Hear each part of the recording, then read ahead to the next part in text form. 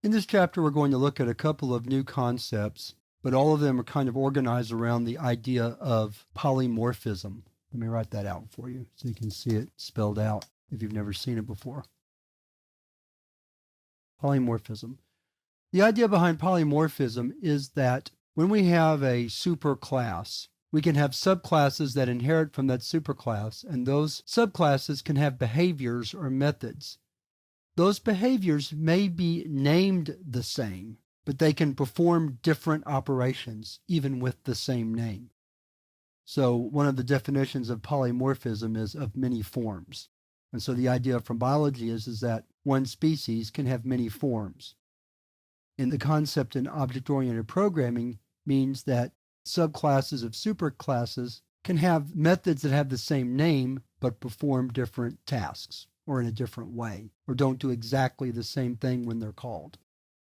We're going to look at polymorphism in terms of the shape class and its two subclasses, rectangle and circle again. And what we're going to do is we're going to create a draw method for all three classes. And then we'll see how the draw method can be considered polymorphic. So we're going to begin first by going back to the shape class. And we'll add a definition for draw in here. Not that we're ever even going to implement it, but just in case.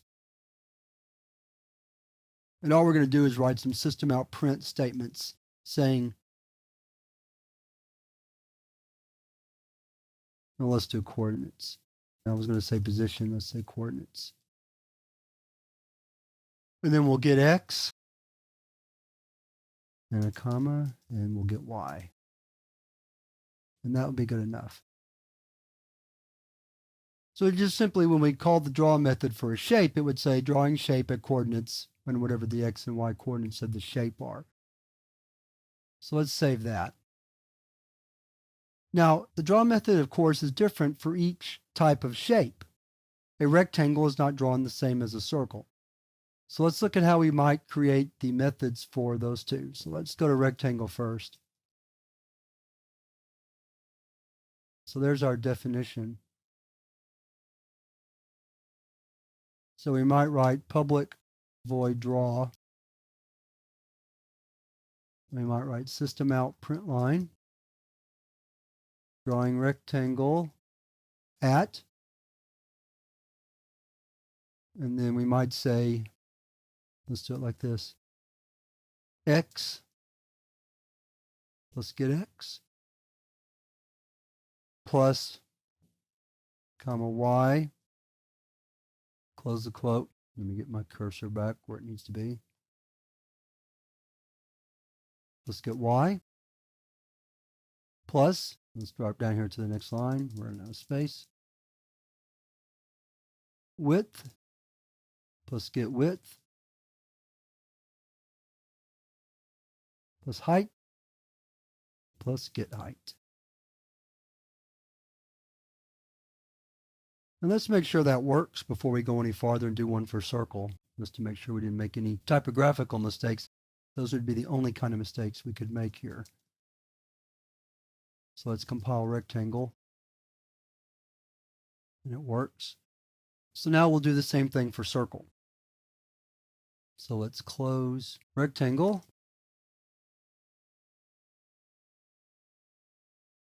So we might say something like, I believe I left public off the method definition for draw and rectangle, so we'll go back and fix that if I did.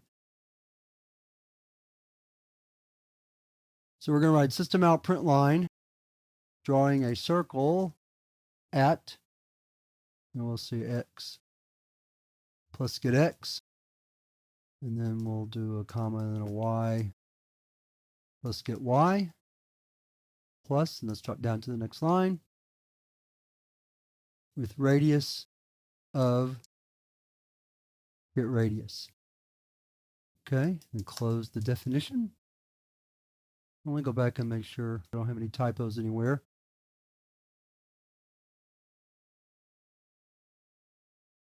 Let's go back real quick and look at rectangle. Whoops, I don't mean to compile it, I meant to look at it.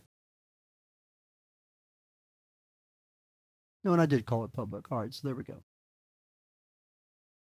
All right, so we have three draw methods, one for shape, one for circle, one for rectangle.